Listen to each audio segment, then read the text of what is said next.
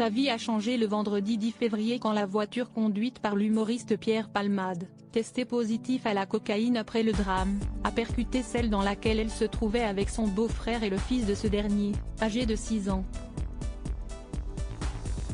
Le choc a été très violent.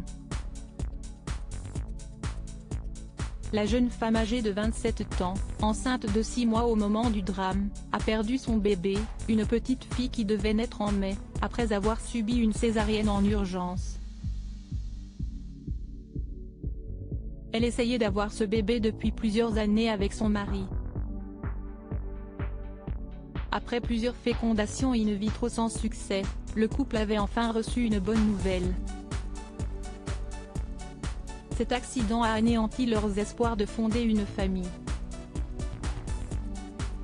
Légère éclaircie depuis ce 10 février, la jeune femme, grièvement blessée lors du choc, a enfin pu quitter l'hôpital ce mardi 21 février, d'après une information de BFM Télévision. Son beau-frère et l'enfant de 6 ans sont, quant à eux, toujours hospitalisés dans un état grave. Pierre Palmade, Muriel Robin, Michel Larocque, Véronique Sanson. Les femmes de sa vie. Le père de famille plongé dans un coma artificiel. Le père du petit garçon qui conduisait la voiture percutée de plein fouet par celle de Pierre Palmade est plongé dans un coma artificiel depuis le drame, après avoir été opéré 6 fois. Dans l'émission 7 à 8 dimanche 19 février, l'un de ses frères a expliqué que lorsqu'il a été opéré, après l'accident, il avait des trous dans l'aorte et que ses organes s'étaient déplacés.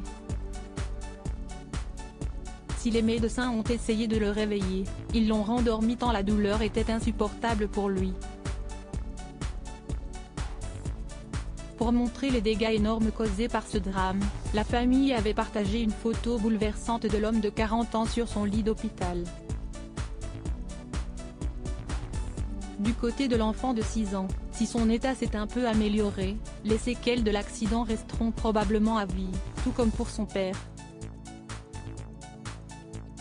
Il est toujours sous le choc.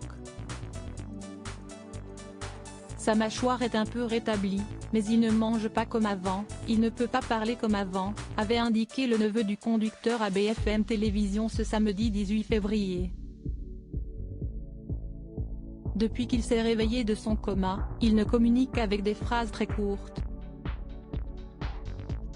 Quant à Pierre Palmade, il a été placé sous contrôle judiciaire et assigné à résidence, avec un bracelet électronique, à l'hôpital Paul Brousse de Villejuif. Article écrit en collaboration avec 6 médias Crédit Photo, 6PO SIPA.